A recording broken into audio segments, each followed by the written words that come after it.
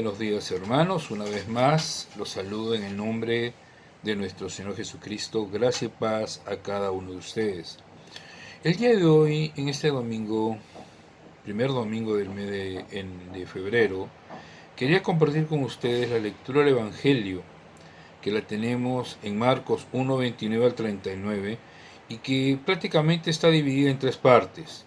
La primera nos habla acerca de que Jesús sana a la suegra de Pedro. La segunda parte, muchos son sanados a ponerse el sol. Y la tercera parte, Jesús recorre Galilea predicando. Vamos a leer. Al salir de la sinagoga, vinieron a casa de Simón y Andrés con Jacobo y Juan. Y la suegra de Simón estaba acostada con fiebre, y enseguida le hablaron de ella. Entonces él se acercó y la tomó de la mano y la levantó, e inmediatamente le dejó la fiebre y ella le servía.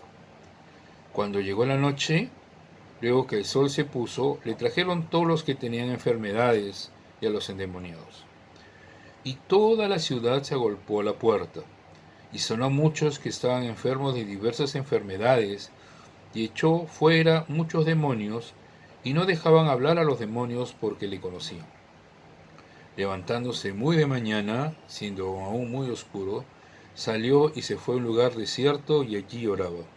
Y le buscó Simón y los que con él estaban, y hallándole le dijeron: todos te buscan. Él les dijo: vamos a los lugares vecinos para que predique también allí, porque para esto he venido. Y predicaba en las sinagogas de ellos en toda Galilea, y echaba fuera los demonios. Dios bendiga su santa palabra. Como comenté el domingo pasado, cuando iniciamos la lectura del capítulo 1 de Marcos, vemos que el capítulo 1 de Marcos empieza directamente con el ministerio del Señor, con el servicio para lo cual él había venido. Todos sabemos que Jesús pasó su juventud en Nazaret, y allí fue conocido como el carpintero de Nazaret. Vemos que ese mismo día que estuvo en Capernaum, donde Jesús estableció su centro de operaciones, y donde sanó a un endemoniado, liberó a un endemoniado en plena sinagoga, ese mismo día, posterior a la sinagoga, va a la casa de Pedro. Y tremendo privilegio el que tuvo Pedro de poder hospedar al Señor. Y todos los privilegios espirituales que nosotros recibimos vienen acompañados de otras cosas.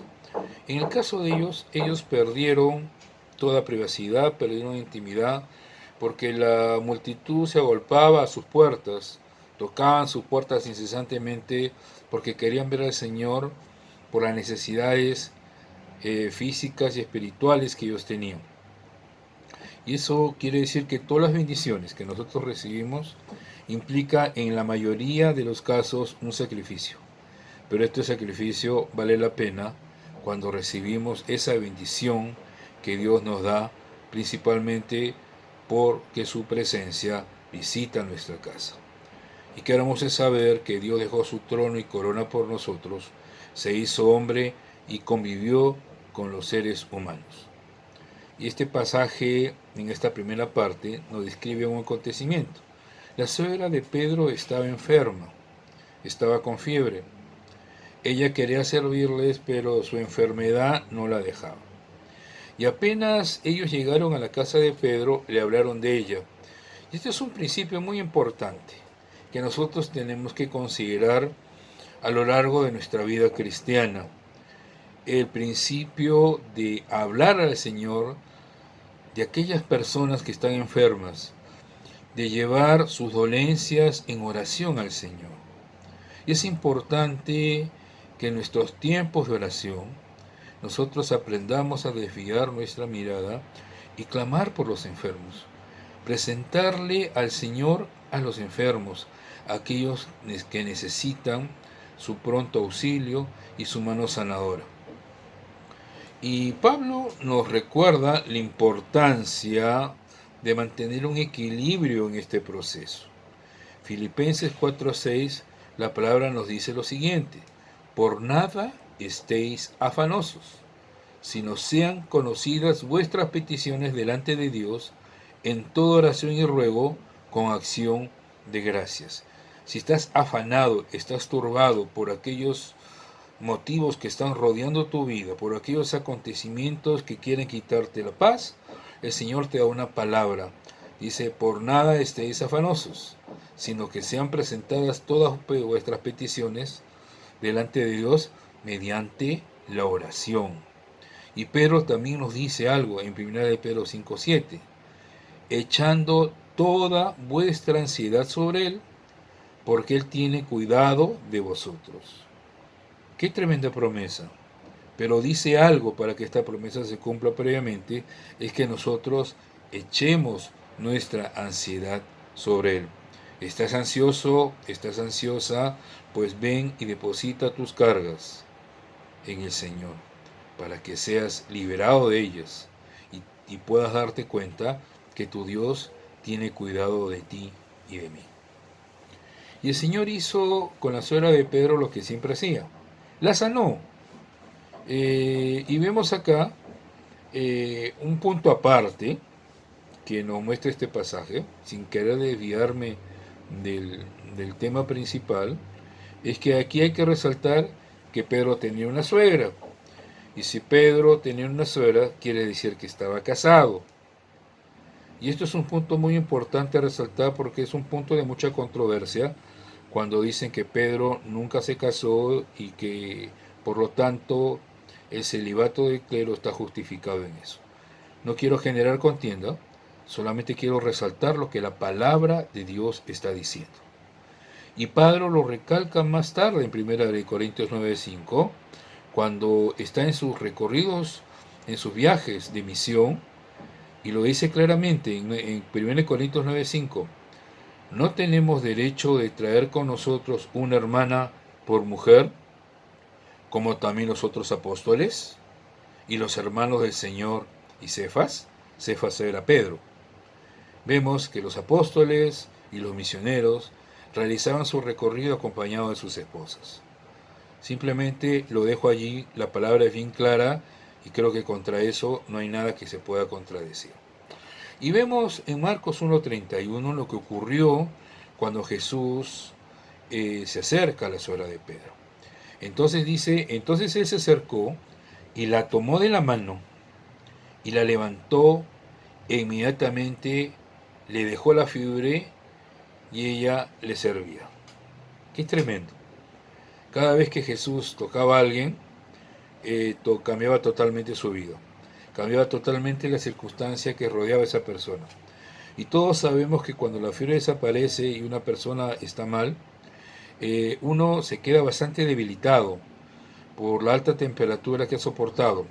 Pero en este caso específico, y por favor es importante que me puedan acompañar con su Biblia abierta para que puedan ver lo que el Señor nos está mostrando en esta mañana, vemos que en el caso de la suegra de Pedro esto no fue así. Ella tuvo las fuerzas necesarias para servir al Señor a pesar de su convalecencia. ¿Saben por qué? Porque Dios le dio las fuerzas. Y qué interesante saber que el Señor nos ha sanado. El Señor nos ha liberado de tu pecado y de mi pecado. Y de muchas otras cosas más el Señor nos ha sanado. Nos ha dado la salvación. ¿Y para qué ha hecho todo esto en nuestra vida? ¿Para qué nos ha sanado? ¿Para qué nos ha salvado? ¿Para qué nos ha librado del pecado? La respuesta es bastante simple. Para que le podamos servir. Para que podamos aplicar en el servicio los dones que Él nos ha dado. Y acá hay algo, un punto que yo quisiera recalcar, y no es una crítica, sino creo que debería llevarnos este punto a una reflexión. La persona que ha sido salvada y no sirve al Señor, no es que no sirva, la persona que ha sido salvada y no sirve al Señor, lo más razonable es que comience a verse a sí mismo y a analizar interiormente si ha tenido una verdadera conversión. Porque cuando hemos sido salvados, ha sido con un propósito inmediato. Ha sido para que nosotros sirvamos a Dios. Cuando uno ha recibido el regalo de la salvación que Dios nos ofrece a través de Jesucristo, es un regalo que es algo más poderoso que haber sido liberado de una fiebre. ¿Cómo no vamos a servir al Señor? Con todo lo que somos, con todo lo que tenemos, porque todo eso le pertenece al Señor. Y Pablo lo dice claramente en Primera de Tesalonicenses 1:9, cuando dice así: porque ellos mismos cuentan de nosotros la manera en que nos recibisteis y cómo os convertisteis de los ídolos a Dios, para servir al Dios vivo y verdadero. ¿Cuál es el propósito de la conversión? ¿Cuál es el propósito de entregarse y ser salvado por Dios? Es servir al Dios vivo y verdadero. No hay otro propósito después de la conversión. Y es por eso, hermano y hermana, yo te pido en el nombre del Señor que hagas una introspección en tu vida y que te pongas a pensar, si no estás sirviendo al Señor, ¿qué es lo que está pasando en tu vida? En Lucas 1:7-4 nos dice lo siguiente: que librados de nuestros enemigos, sin temor, les serviríamos. Toda liberación, toda salvación, toda sanidad, toda conversión que Dios realiza en tu vida y en la mía es con el único propósito de que le sirvas. Y Él nos manda a servirle no como nosotros queremos, no como nosotros pensamos, no en nuestros tiempos. Nos manda a servirle de una manera completa, de una manera correcta. Pero este pasaje nos va mostrando más allá de que muchos más iban a ser sanados y salvados. Pero acá hay dos preguntas que sería bueno que las hagamos y que nos lleve a una reflexión. ¿Dónde fue a parar toda esa enfermedad? ¿Y qué precio tenían para el Señor estas sanidades? Aquí tenemos que entender algo en el contexto, y muchas veces las enfermedades vienen a ser una consecuencia directa o indirecta del pecado. No estoy hablando de tu pecado y el mío, estoy hablando del pecado. Las enfermedades, cuando el diablo toma posesión de la tierra, dice que la tierra está en caos y destrucción. Y todo eso es consecuencia del pecado. La enfermedad trae consecuencias directas o indirectamente a causa del pecado. Y claro que a Jesús le costó realizar esas sanidades. Uno dirá, no, pero es el Hijo de Dios. Él dice, hágase la luz, y se hizo la luz. Él tiene el poder para hacer las cosas. Claro que Él tiene el poder, porque Él es un Dios omnipotente. Es un Dios omnipotente que descendió a la tierra y se hizo hombre. A Jesús le costó la sanidad. Y esto lo dice claramente Isaías en el capítulo 53, versículos 4 y 5. Y lo dice claramente: ciertamente llevó Él nuestras enfermedades y sufrió nuestros dolores, y nosotros le tuvimos por azotado, por herido de Dios y abatido. Mas Él herido fue por nuestras rebeliones, molido por nuestros pecados. El castigo de nuestra paz fue sobre Él, y por su llaga fuimos nosotros curados. ¿Que no le costó nuestra sanidad al Señor? Esa sanidad lo hizo pagar un precio de muerte en la cruz. Tu sanidad, tu liberación y mi liberación del pecado lo hizo ser humillado, ser azotado, morir en una cruz. Ciertamente a Él le costó tu sanidad, tu liberación, tu conversión. Y siguiendo con la segunda parte de este pasaje, es bueno que tengan sus Biblias, los invito a que la abran para que sigan ustedes con estos acontecimientos. La segunda parte dice que muchos fueron sanados al ponerse el sol. Y este episodio se da en la puerta de la casa de Pedro. Y ocurre al llegar la noche. Y la pregunta es, si tú sigues la secuencia de este pasaje, esta lectura, ¿por qué tuvieron que esperar hasta la noche para ser sanados? ¿Por qué no antes? Si la lectura anterior nos dice que la suegra de Pedro fue sanada antes, ¿por qué ellos no fueron antes? Porque ellos tuvieron que esperar hasta la noche para recurrir a Jesús y puedan ser sanados. Y acá hay algo muy importante. Este acontecimiento se da un día sábado. Jesús, saliendo de la sinagoga en Capernaum, se va a la casa de Pedro. Y el día de reposo terminaba al llegar la noche. Eso era a partir de las 6 de la tarde hacia adelante. Y la ley moral de Moisés, que decía acerca del día de reposo, era la instrucción que el día de reposo era para el Señor. De los 7 días de la semana, hay uno que le pertenece al Señor. Y el día de reposo no es para que estemos reposando en nuestra casa, mirando televisión, mirando las películas, mirando el fútbol.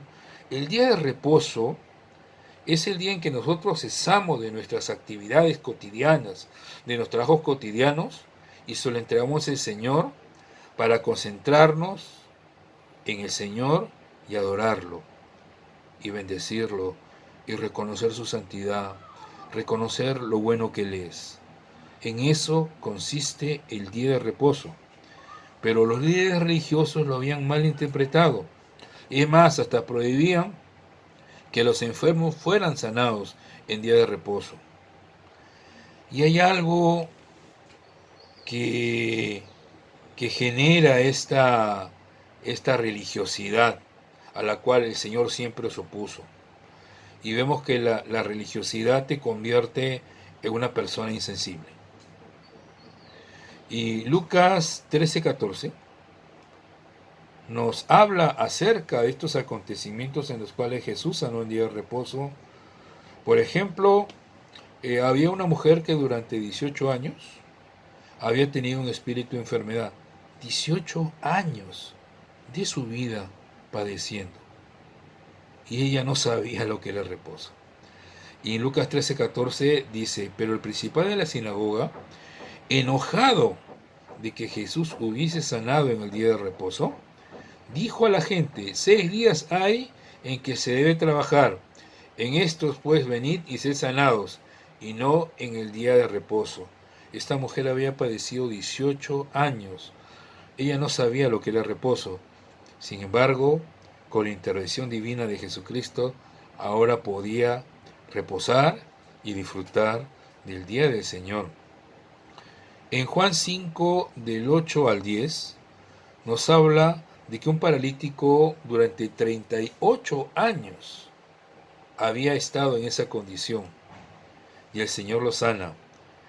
Y dice la palabra así, Jesús le dijo, levántate, toma tu lecho y anda. Y al instante que el hombre fue sanado y tomó su lecho y anduvo. Y era día de reposo aquel día. Entonces los judíos dijeron a aquel que había sido sanado, es día de reposo, no te es lícito llevar tu lecho. Y vemos acá que la religiosidad puede pervertir hasta tal punto de que pueda ser un gran obstáculo para que una persona necesitada llegue al Señor. Quitemos toda religiosidad de nuestros corazones, porque la religiosidad es un gran obstáculo para que llegue la bendición. Y vemos que Jesús los sana en la noche, pero si tranquilamente ellos hubieran ido más temprano, Jesús igual los sanaba, porque Jesús nunca hizo caso a esa falsa interpretación que los religiosos daban acerca del día de reposo. Y acá hay algo que tenemos que destacar, que es la gracia y el poder de Dios. Son los dos grandes principios que el reino de Dios tiene. La gracia, ese regalo inmerecido, ese regalo que Dios te da sin que tú seas digno de recibir. Y el poder de Dios que es ilimitado, operando eficazmente para la salvación de todo aquel que cree. Y ese poder de Dios que te permite a ti sanar, ser liberado de todas las consecuencias que el pecado ha acarreado sobre tu vida. También actúa en las causas que originaron ese pecado. y la gracia de Dios. Es ese regalo inmenso, inmerecido que Dios nos da. ¿Cuál era el propósito de que Jesús realizara tantos milagros? Era para que se pueda evidenciar hasta la saciedad que el reino de Dios había llegado y que Él era el Mesías, aquel que había sido anunciado por los profetas. Y es por eso que hay un pasaje en Mateo donde Juan manda a sus discípulos, estando encarcelado, para que le pregunten a Jesús si Él era aquel que había de venir. En Mateo 11, 4 y 5 respondemos lo siguiente. Respondiendo Jesús le dijo: id y haced a saber a Juan las cosas que os veis. Los ciegos ven, los cojos andan, los leprosos son limpiados, los sordos oyen, los muertos son resucitados, y a los pobres es anunciado el Evangelio.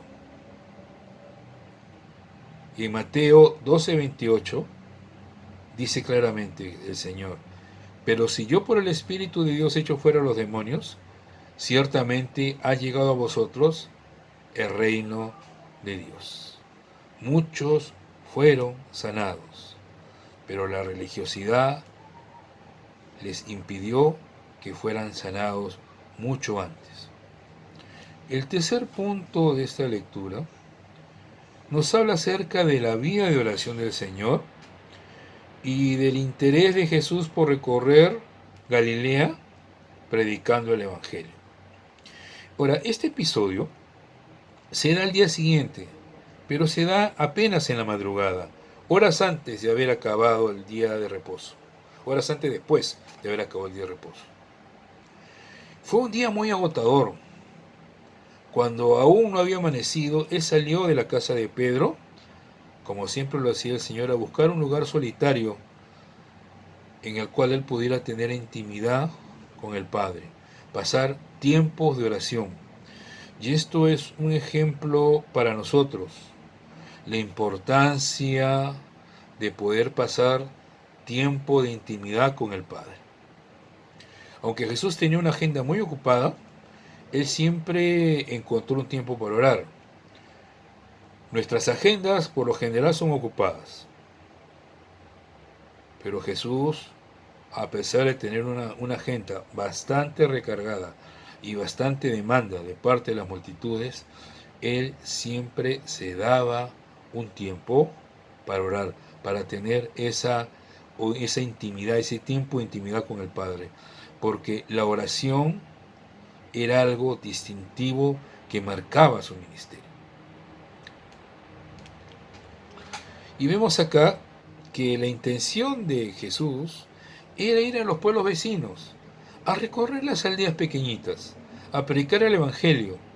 Había mucho trabajo por hacer, había mucho trabajo por delante, porque él lo había dicho claramente, esto a él había venido.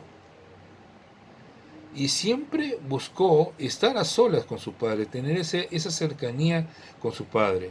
Y cuánto más nosotros necesitamos hacer lo mismo. Y acá hay un principio muy importante que también la palabra nos está mostrando. Antes de estar con los hombres e iniciar su ministerio, él buscaba el rostro del Padre. Él buscaba estar en la presencia de su Padre Celestial. Si tú y yo hiciéramos lo mismo antes de empezar nuestro día a día, antes de ir a nuestro trabajo, antes de empezar nuestra jornada laboral, antes de salir a la calle, cuán diferente sería nuestro día si nosotros tomamos esa enseñanza de Jesús y la ponemos en práctica en nuestra vida. Cuán importante es considerar el tiempo de oración con el Padre Celestial. Y producto de todos esos milagros, de todas esas sanidades, Jesús empezó a tener fama. Y vemos algo que ocurre en Marcos 1:37, cuando Pedro va a buscar a Jesús con los demás, y dice lo siguiente: y hallándole le dijeron, todos te buscan. Una vez más vemos lo precipitado que era Pedro. Interrumpió el momento de intimidad de Jesús con el Padre. En otras palabras, Jesús, lo que pasó ayer fue espectacular. no hay precedente sobre ello. Mira, ha sido tan grande lo que ocurrió ayer que hoy día han regresado y te están buscando. Ese es el tema de la fama. Él lo estaba hospedando y indirectamente en su corazón sabía, yo estoy hospedando al Señor, el Señor está en mi casa, han vuelto Jesús, han regresado. Esa fama le estaba salpicando a Pedro de una u otra manera. Pero el Señor nos da una enseñanza aquí que él nunca se dejó influenciar por la fama, porque la fama hace perder al ser humano. Y hay algo que está bien claro desde la creación, desde el inicio de los tiempos. El hombre no fue creado para recibir gloria, porque la gloria solamente es para el Señor. Y vemos que la fama, la gloria, siempre lo hace fracasar al hombre, lo hace perder, lo hace desviarse de sus propósitos. ¿Cuántas personas famosas, hermanos, has conocido que la fama se les subió y luego acabaron sus vidas de la peor manera? La gloria no está hecha para el hombre, la gloria está hecha para el Señor. Jesús no buscaba la fama, Jesús buscaba estar en la presencia del Señor. Y aquí hay otro principio que tenemos nosotros que considerar. En la medida que nosotros tengamos mayor audiencia, mayor público, es el tiempo en que nosotros debemos de pasar mayor presencia con nuestro Padre Celestial. Jesús se despertaba y lo primero que buscaba era el consejo divino. Isaías 54 y 5 nos dice lo siguiente: Jehová el Señor me dio lengua de sabios para saber hablar, palabras alcanzado. Despertará, mañana tras mañana, despertará mi oído para que oiga como los sabios. Jehová el Señor me abrió el oído, y yo no fui rebelde, y me volví atrás. Y vemos que Él, como hombre perfecto, hace estas cosas y nos enseña. ¿Para qué oraba Jesús? Jesús oraba expresando gratitud por lo que el Padre había hecho. Jesús estaba contento porque sabe que esos acontecimientos, esas sanidades, traían gloria al Padre. El Padre era glorificado y Él estaba orando por el próximo viaje a Galilea. Estaba orando para que la gloria de Dios se manifieste sobre los hombres y la gracia y el poder de Dios llegue a la vida del ser humano. Todo esto que Él hacía era para traer gloria al Padre. Y eso es lo que tienen que hacer nuestras vidas. Nuestras vidas tienen que glorificar al Padre. Qué importante son las enseñanzas y principios que Dios nos está mostrando en esta palabra. Nosotros no podemos confiar en nosotros mismos, y mucho menos en nuestras habilidades, menos en nuestra sabiduría, y por lo tanto mucho menos en nuestras capacidades.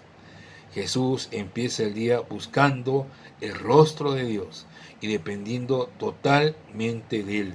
Pedro quería que Jesús dejara de orar y se fuera inmediatamente con Él para que se encuentre con la multitud. Pero Jesús tenía una agenda, y esa agenda no la marcaban los hombres. Esa agenda era marcada por el Padre.